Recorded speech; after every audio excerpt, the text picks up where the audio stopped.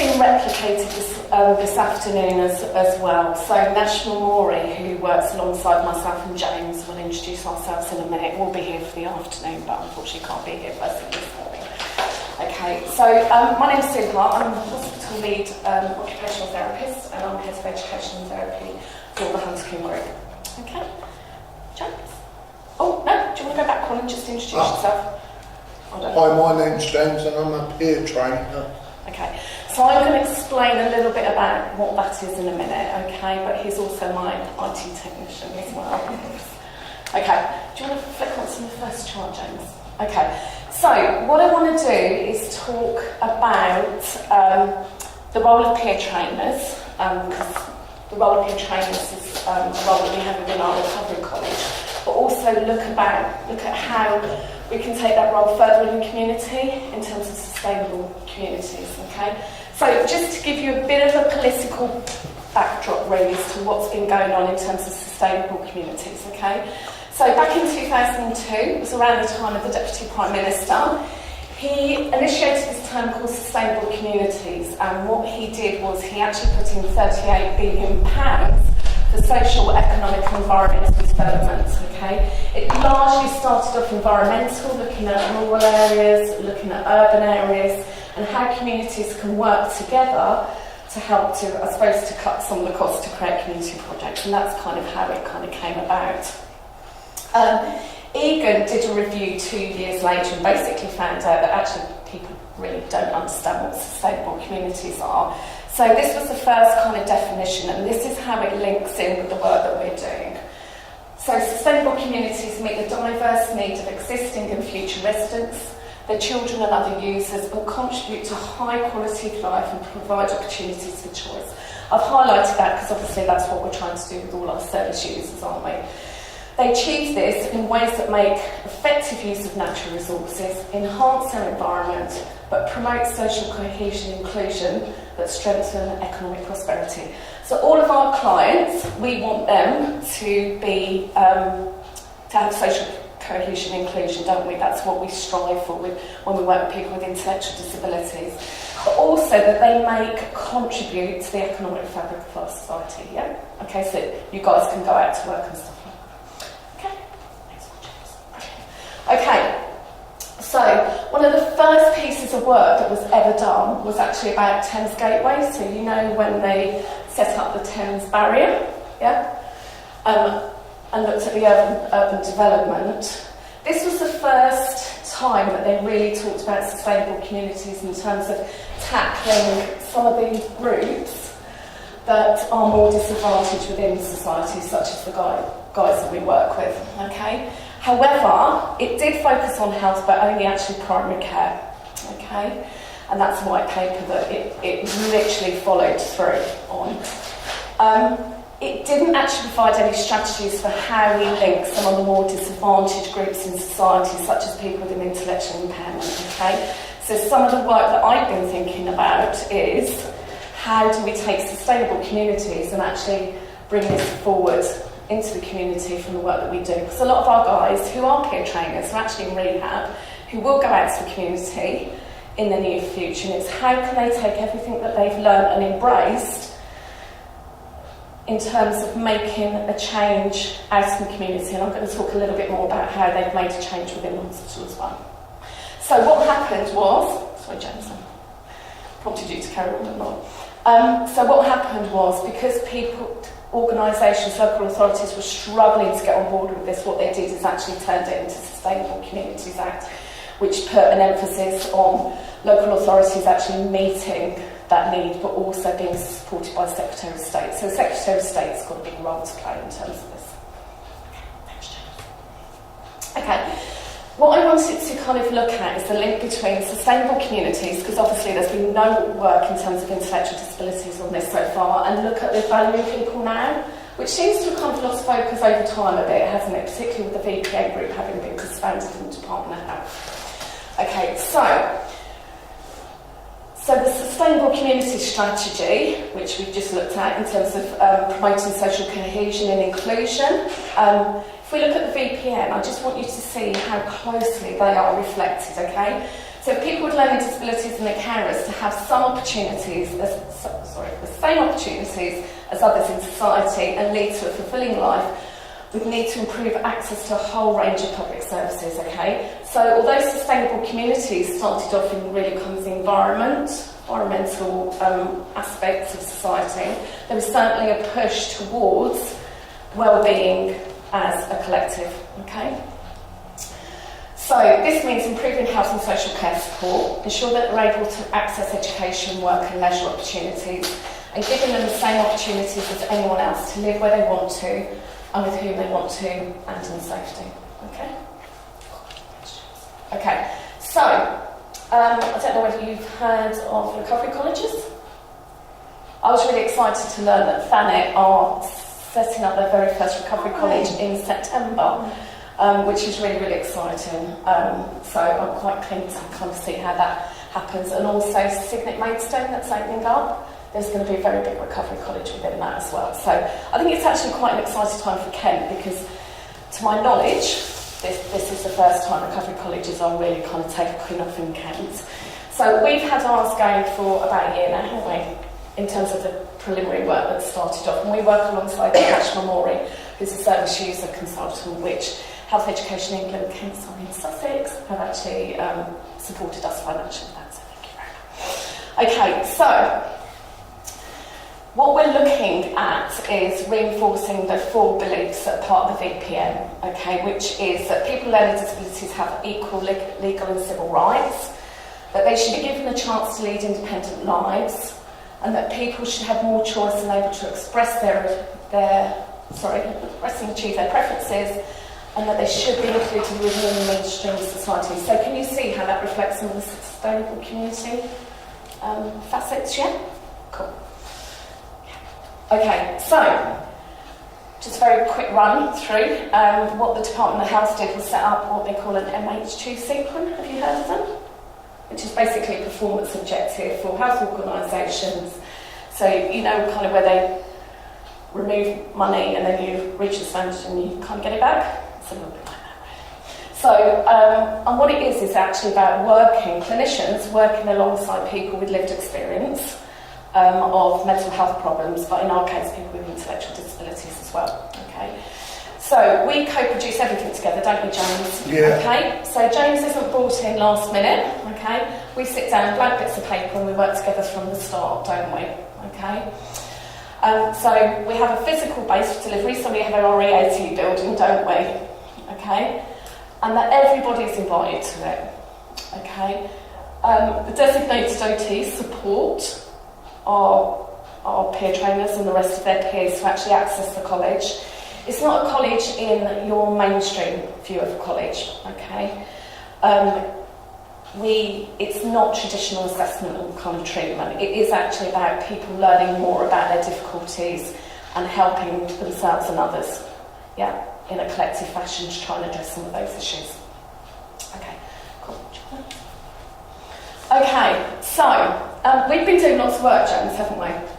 Okay, and what I thought was really, really important in order to look at sustainable communities is to kind of, we sat down, didn't we, and we had a bit of a discussion and reflected on your experience really in terms of how you felt being part of it, what skills you feel that you've developed, yeah? So we can look at actually how do we take all of these skills that people like James and Andy, etc. have learned, yeah, and actually help them to get into a role in the community that continues to use their skills. You know, we don't want them to leave us and go, okay, that's it. Yeah? Okay, so, should we go through these, James? If I read out each one and then you can add a bit to it, yeah? So, we looked at about how you felt about being a peer trainer. And you kind of felt, before you became a peer trainer, you actually felt that you weren't going to get out of hospital at all, didn't you? But now I look on the bright side and actually now there's a way of getting out. Yeah. Absolutely, and I used to remember conversations together, didn't we? When you were like, I'm never getting out, yeah? And that one of the things you actually said to me was there's actually no light at the end of the tunnel. But now there's a light and a daylight out that tunnel. Brilliant. Okay, so James has gone from thinking I'm going to be here indefinitely, I'm not going anywhere, to actually feeling that actually I'm now understanding my difficulties, I'm working on them, I'm getting support, and I feel that actually I can get out of hospital. So what we're doing is helping you to get that hope, control and opportunity. And it's all about working with the team and the support around you. Yeah, absolutely. So James is already getting an idea about when he comes into difficulties, how he actually moves forward, don't you? Okay. And you were saying to me, I have no confidence in myself, I couldn't speak up for myself, and I struggled to listen. But now I don't have no problems at all. Yeah, absolutely. So do you remember just before we started, didn't we? Yeah, we sat down. I think James could probably manage about 10 minutes, and we really saw James's potential. We knew what James's potential was. The issue was James didn't recognise his potential. If that kind of makes sense, yeah. I stuck with it in the end, and I moved on, and I said I'd keep doing it. You did, and you have, which has been fantastic. And that you now speak up for yourself, don't you? Without, us having to go, James, what do you think? Okay. And you thought that you were actually, before you became a peer trainer, that you'd go back out into the community, probably go back to doing crime, and you felt that Nash, who's our service user consultant, was actually helped you to turn things around, didn't he? He did, yeah. So James no longer feels that a life of crime that might end back into judicial system or back in hospital is a route that you're going to go down, which I think is fab. Okay, so how did you find the training? Do you remember? Delicious. Yeah, so James absolutely loved the training. You did find it tough at first, didn't you? And I think the hardest thing was really kind of sitting down, wasn't it, and focusing and listening. But you learnt to concentrate, didn't you? Yeah. And one of those things you said was, normally I would have walked out because I couldn't focus, okay? And you sit in the whole sessions, don't you? A good couple of hours or so, and obviously started it for 10 minutes, which is real progression, isn't it? Okay? We started off with a fidget cube, didn't we? Yeah? So after about 10 minutes, do you need it now? No, absolutely. Brilliant. Okay. One of the things that James said to me, which I was completely bowled over, when you have those days at work and you think, it's been frustrating, and this is one of the quotes I always go to my emails, because I sent it to Rome and I look at it, I was like, this is why we're here. And James says this course has totally changed my life, it's changed my way of thinking and how I perceive myself, okay? I don't want to turn back to crime. This course has made me believe in myself and that I can do something better with my life when I get into community. Because it must be getting better now, moving on, because now they'll be starting to work some justice fine school leave. Yeah, absolutely. And, if you speak to the clinical team, you're moving forward, which is absolutely fantastic. Next one? Yeah, absolutely. Okay, so how do you feel now you've become a peer trainer? And one of the big things you said, and you've already said it, is that you feel there's a much greater chance of you moving on, that you can see that light at the end of the tunnel, which is I can see a job in the end of it as well. Yeah, absolutely. And it's about those prospects, isn't it? Yeah. Can we tell them what my thing is, what my job, what I'd like to do? Is teach disabled people how to fish. That's my dream. Yeah. So we were Sunday morning, weren't we? Was it about 9 o'clock in the winter, icy, it was 2 degrees, wrapped up in blankets, hot water bottles, fishing as part of the recovery college. Nash was tucked up in bed, so we just decided to give him a call and let him know how hard we were working if he was lying in bed. And one of the things you said is it's just totally changed your life around, yeah? But one of the things that Nash did was he's got a colleague he was in exactly the same position as James. Hart, yeah. And Hart came down and caught up with you guys and told you about some of the work. So Hart was able to say, look, I was in hospital as well. I'm out now, and look, hey, I've got a full-time job. I'm in my suit. I've got my idea, and I work on my own. And it gave you guys real inspiration, didn't it? Yeah. Hopefully you did just say this because I was here, but you said that you've enjoyed working with me and Nash, but also helping your peers. So you can see my guys have got their peer trainer lanyards. They're not just wearing them for today. They don't just wear it on a Friday. You wear it every day, don't you? If we didn't have you and Nash, I'll probably be getting in trouble. Oh, you know how to make me cry. You don't. I'm so proud of these guys. I think they're doing absolutely amazing. Okay. And one of the things you said is, it's made me a better man. Yeah. So this is the importance of funding that, Rona gives. So, you can see the translation into the outcomes for the very people that are kind of here. Okay, so how do you feel becoming a peer trainer will help me in the future? Because as lovely as it is working with James, we don't want James to stay with us forever. We want him to kind of move on into the community, don't we? Yeah? And you said it's helped you to learn, yeah? And that was something that you always found really difficult. I can't learn. We're like, you can. We just need to find the right way for you to learn, yeah? You now actually said to me, I feel really comfortable about getting an education and going to get qualifications, because you're now in a position whereby you can sit down and be in a lecture for kind of long enough, and you know you can learn, yeah? That you look forward to teaching other people, and you've been teaching me all about fishing, yeah? Learnt loads on that chilly day, and we're planning another fishing day out, aren't we? Yeah. We're going to actually make a DVD about it. We are actually going to make a DVD. We are going to make a DVD of you. I've got the tripod already of you teaching me how to fish. Yeah, and then we're going to teach others, aren't we? Okay. But you look forward to listening to other people and supporting them to progress like me, which I think is a really important narrative. James is saying, I feel like progressing, I want people to progress like me, and that's great, isn't it? And support them to get out of hospital in the community. So I think if you can see that's your route out, you can also help other people to see that it's their route out and move forward. And I've heard you, James, talking to other peers in the hospital who are not in the rehab ward like you, actually saying you can get out and this is what you kind of need to do. So they don't just hear it from the clinicians as well, they hear it from the very people who... And the bad thing, we've had 2 people drop out of it, haven't we? What's that? 2 people drop out of it. Yeah, we have, but I think it's got to be the right time for you. And they wanted to join, and we gave it a go. But they've still contributed to other things within the college academy, which is great. And now you want to learn different skills, don't you, in different areas, and help other people to do the same. Okay. And I think the important thing is that you've changed the culture of the hospital, haven't you? Yeah. So, for example, you work with London South Bank University, you work with Kent Police, yeah?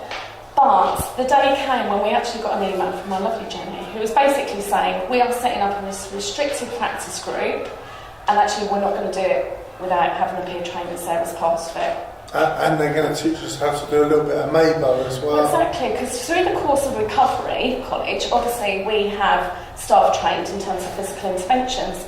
And we're having a discussion about how we can make the hospital better. Then all of a sudden it was a case of, well, the guys were saying, well, hang on a minute, you guys are trained. Well, what happens if someone gets angry or upset at us? How do we actually respond? And, we're like, yeah, actually, there's no reason why you couldn't do the breakaway. Do you see what I mean? And these guys are coming through with innovative ideas, and Chris, one of our MABO trainers, is actually taking that forwards, and that's actually going to do. And there's other thing, judo as well. Absolutely, so we're going to do some judo with Kent Police, aren't we? Okay, so that's one of the things they're going to do. They want to be able to, because sometimes contact with the police can be very difficult, because obviously experience that they've had have not been particularly pleasant for them. And what Kent Police want to do is to actually turn that around and actually do positive activities with them, so they get to know the police on kind of a more personal level. So, and as part of that session, these guys will teach the police about some of the difficulties that they, as having an intellectual disability, have when they come into contact with the judicial system, yeah? And then they're going to teach them a little bit about the police role and why it is the way that it is. So there's a lot of kind of cross-learning kind of going on. So these guys are already contributing to lots of different communities, from universities, the police, etc., etc. I'm actually struggling to keep up with these guys, because I get these emails going, James actually went to a conference, didn't you, around this area, for something called Brain in Hand. And basically it's an app that when people are struggling, rather than doing something that might be considered a behaviour of concern in PBS language, they actually hit a button and it sends an alert to someone. A red button. Yeah, do you want to tell them about it? You're much better telling them than me. Well, basically, I've got a Brain in Hand. It's like an iPod, and it's like every day basis. It's got like, so if you feel low, you got options to like try and chill you out. and you've got something like a birthday card, it'll remind you. And if you press red, someone will come straight away to the ward. Yeah. If you press green, that's okay. If you press amber, that's still come over. So some of the coping skills stuff they learn with us, they can select about what they think is the best thing for them to try. And Amy, who's our brain and hand lead, can actually do a video or actually put that coping skills in. So if someone's out in the community and they get anxious, you know, they can actually go in and write, what's my coping skills for when I'm out in the community? Does that make sense? So what we can do is bring stuff in from the college that is actually most relevant to them. Yeah? Ready? Cool. And you went off to national conference, and actually you were double booked for today, weren't you? So James has actually developed his own kind of training stroke game in relation to brain and hand, and you're teaching the other patients. So we've had to move that. So thank you for doing that. Okay. So basically, what we need to look at is the amazing work that James and Andy are doing.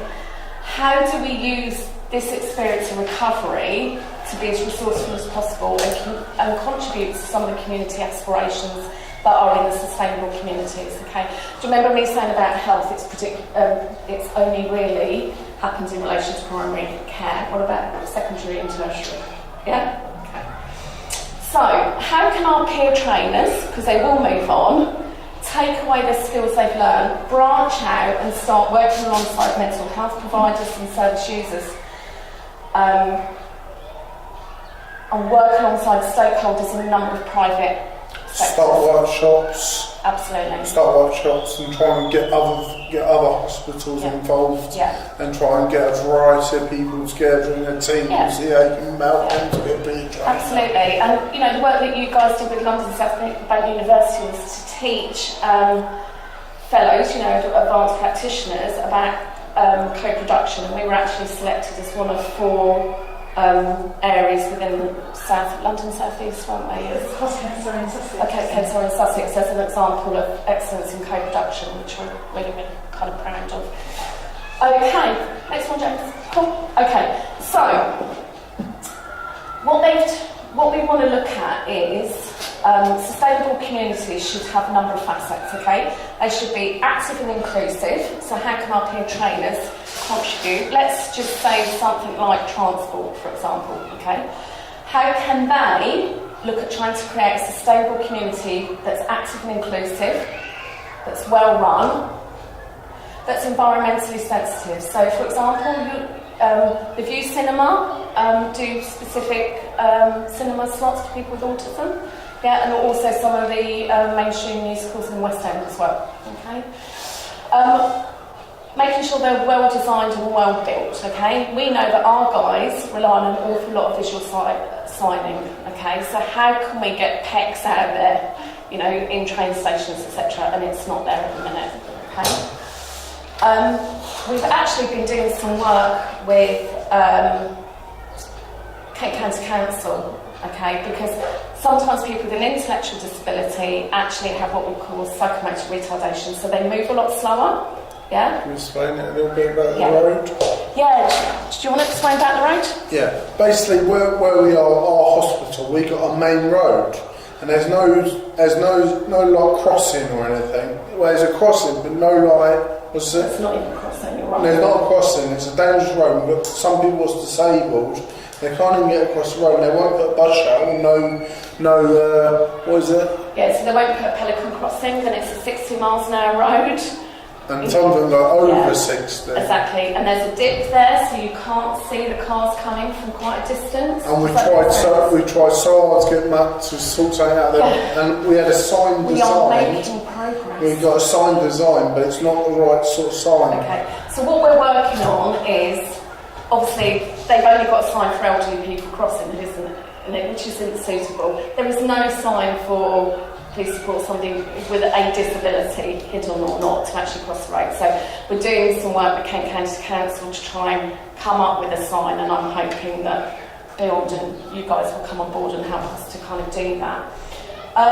Okay, so they need to be well connected. Our guys with intellectual disability who are contributing to the areas I'm going to show you at the minute want to be kind of well connected in terms of making sure that they can get there, making sure that our college is accessible, that there's a transport network, okay? So recovery colleges that are happening around the country are generally located within town centres or within good network spots.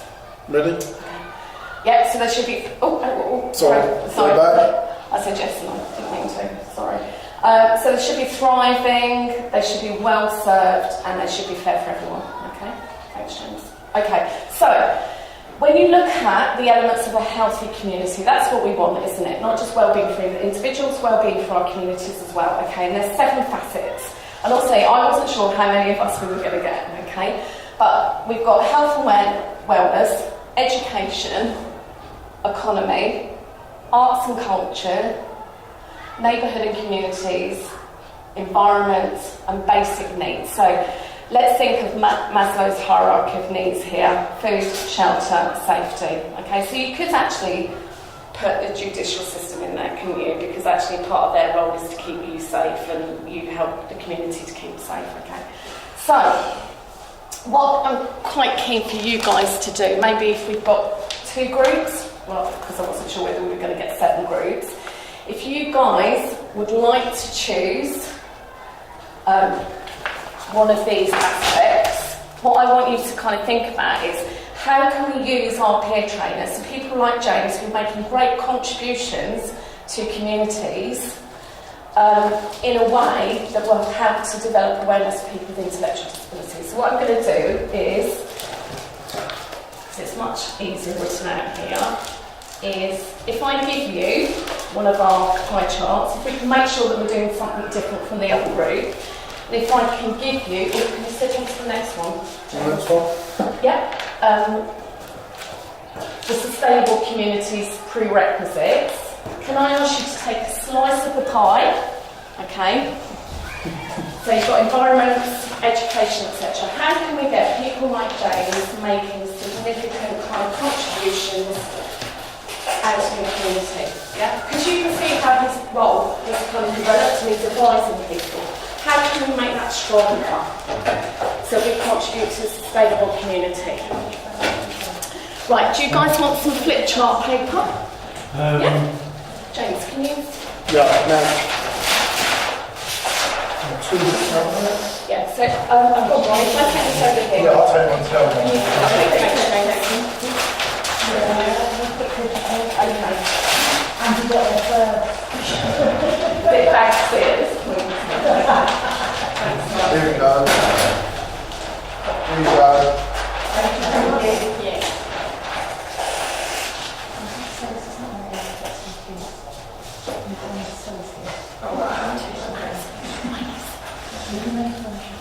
Okay guys, you've got 10 minutes for this. Sorry, I didn't let you know, you've got 10 minutes. You need to be slow. That would just be a lot. Alright. Because we want people like James to get into roles in the community, don't we? Yeah? So what roles could we create within education and... You have a picture. So it's difficult in health and wellness. I mean, yeah, you could actually look at something. Yeah, no, that's absolutely fine. I don't want to blow your mind on a day that, you know, it's all about learning. So, if, you know, what areas are you guys from in terms of education? Okay.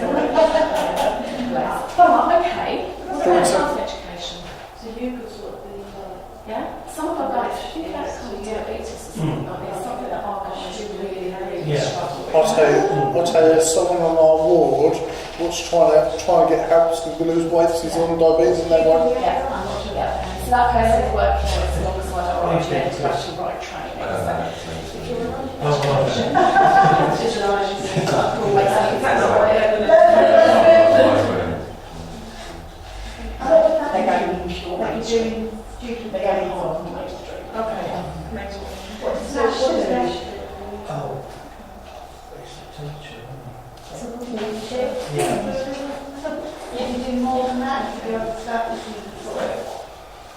Something doesn't have to be right or wrong. Doesn't have to be right or wrong.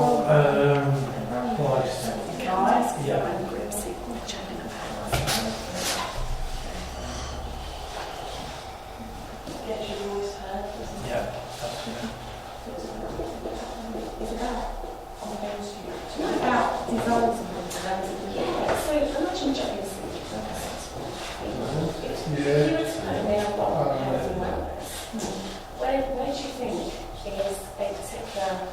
part of health that people with intellectual disabilities often get missed out. So if you think about it, they have more physical comorbidity issues than anyone else, particularly in terms of cardiovascular health and respiratory deafness, cerebral. Yeah, no, that's too much. Did you know one only about me, my oxygen society? What's it called? Electrocardia. So we know people with intellectual disabilities have quite a condition. That's my job, that is. Yes. And do you do that now? Being That's what you used to do. group with intellectual disabilities.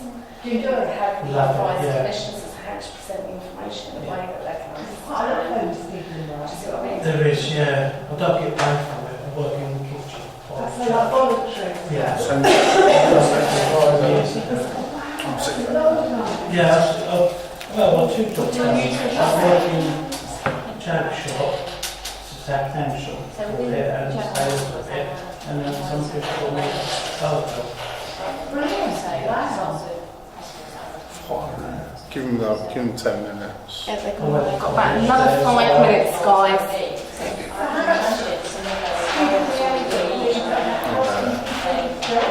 Yeah. Yeah. Have you explained what Nash is? Confused. And of course, I'll do well to again. Confused with. Maybe not. Really, that's it. Yeah, I miss that job. Yeah, when they're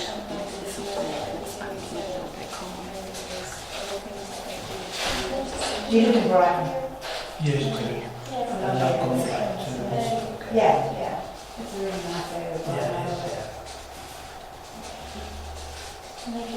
What else do you think? For me. Yeah. If you were doing some student liaison work in the hospital, what else do you think you could help people with? Visiting. Sorry? Visiting. Yeah. Okay. So is that keeping the vibe? Yes. Okay.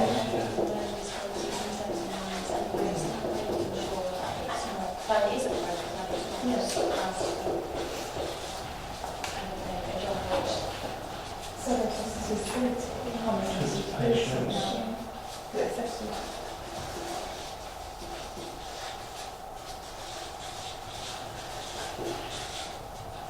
That's really important, just chatting to you. Yeah, they do. They want to stop talking to you all the time. Really? So if you're Yeah. Like 2 minutes. Yeah. in the future, when you do Got 3 minutes, guys.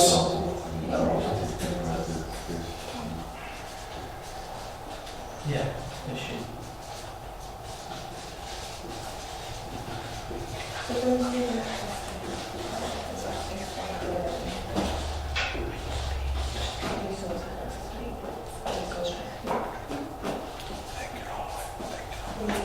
Then, if that's what you. Yeah.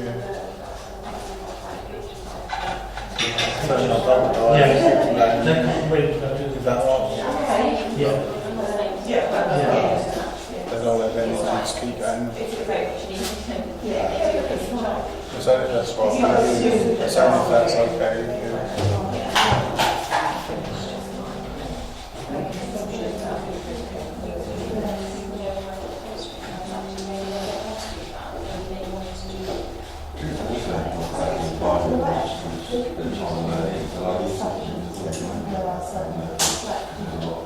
Yeah. Yeah. It's like close contact.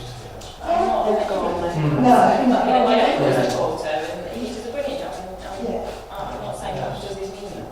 1 minute, guys.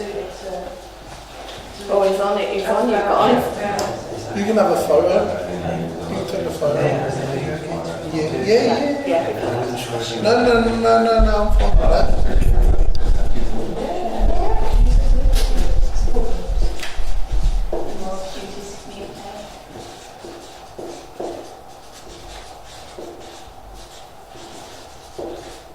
Just call that here. Gonna shout it out then.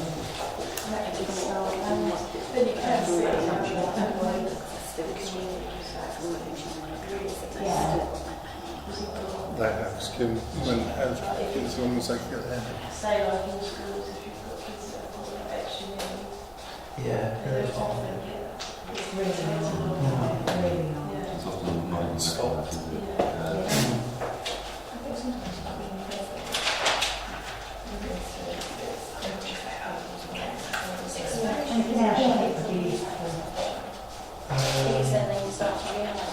She said to the government hospital because we've got all that. Okay, And guys. working. Okay, guys. Do we want to make that one your Yeah. last thought? Yeah? Are we being harsh? They're horrible, aren't I know, that's why we've got 45 minutes. We've got about 5 minutes for feedback. So thank you for all the things that you're writing down. I'm hoping you can actually, by doing that, actually see that actually there is a role there that's kind of unfulfilled. So when we talked about physical interventions and the breakaway, I don't know, and Chris is, one of our corporate trainers, I actually don't know whether there's anywhere else, and this is an idea that actually came from you, wasn't it, James? About training specifically for people with intellectual disabilities and how it would need to be presented differently. If someone comes to assault and the active palms and a lot of the strategies we use, how do we teach that to people with intellectual disabilities? So that is, for me, that was so innovative, and yet I sat down and thought, why didn't we think of that? Do you see what I mean? And these are coming from these guys, so I'm quite keen to see what you guys have kind of come up with in terms of innovation. Because James is obviously thinking, where can I get a job after I've moved? And I'm hoping you guys can come up with ideas. Okay. So we sort of looked at the health and wellness and I think it's about utilisation of peer trainers within acute care, so maybe the hospitals. One of the things we were keen on was, I put menial tasks, but she's menial tasks. So, you see people with learning disabilities doing the same thing, and it's an assumption about their capabilities, which is quite negative. So by perhaps having peer trainers within acute care, they'd have more exposure. They would be able to provide the information around accessibility. Brilliant. And I think those are the key things. Yeah. Is a lot of the hospitals now employ people with learning disabilities, but we were concerned that they would be placed into tasks where they may be in the post room or they may be working in reception. But actually what their real interest is talking to people about stopping smoking. Yeah. Or absolutely. whatever area. That is happening in our hospitals. We're on it. But I think you've raised a really good point, and there are actually, so for example, in acute care, so by that, guys, what we mean is, like when you go to A&E and places like that, that you might go to quite quickly and unexpectedly. There are actually liaison staff for people with intellectual disabilities, but the problem is when you look at the NHS system, such as Rio, it doesn't flag up that person's got an intellectual impairment, so that person doesn't get called. Yeah. So there's lots of contributions that these guys could make in terms of the IT systems, but I love the fact that you picked up on people's special interests. So people with autism like to do things that are repetitive. It helps to meet their sensory needs. So some of the tasks such as filing and photocopying and typing, you turn up to A&E, shredding, some people love it, don't they? They love the sensory sounds. So brilliant. So can you see just what you're coming up with within kind of like 10 minutes? It's great. That was just really how to improve access to healthcare. We've got things like being part of looking at accessible resources, be it leaflets or maybe stories. Maybe some support groups. Maybe suggested, having a group, and more opportunities to communicate with staff and etc. Absolutely. Because we're actually going smoke free. But that's not stopping us on community inclusions, though. Not stopping on community inclusions, but what we've actually got is the patience to design a poster to say, look guys, your lungs aren't going to be like this unless you kind of, we help you to kind of give up smoking, and peer trainers are there to support those people. So you're really at the heart of it, aren't you? Rather than us putting up posters and saying you can't smoke, these guys are liaising with their peers and saying, look, it's for our own kind of benefit, really. And, brilliant. What you could do with the £10 package. £10, gosh, what I could do with £10. Shows how long it is that I smoked. £10 package. Is that £10? No, don't pay that. All right. Okay, so this table, what have we got up to? Well, we were lucky lucky because we had Andy, an expert by experience, who gave us loads of really good ideas. So we started speaking about student liaison roles, similar to Nash. About teaching and advising, helping get other people's voices heard, giving job and disability advice. Andy was telling us about some of the jobs that he's been doing. I used to work in homeless people in Brighton. And how to get into kind of voluntary Yeah. work. That's Brilliant. amazing. Just talking to people. Just talking to people. Helping with tasks such as helping people to learn to fish, helping people to do the garden, to work in the kitchen, and giving advice about different ways of learning. And Andy spoke about using pictures, for instance, and things like that. Absolutely. And very importantly, thinking about the right environment for different people. So I mean, Andy's got absolutely loads of ideas. That's brilliant. And actually, I've actually got a job in the hospital cutting the grass every Monday and cutting the trees in the garden. So where our guys are now, they're actually on restricted. These you talk about a few months ago weren't even. They don't have a lawnmower or anything. Yeah, so we've got loads of people doing patient jobs. We've got people who are on our restricted practice group. We've got people who are on our kind of clinical governance. Help me out, guys. There's loads of forums on. What else are you guys sitting in?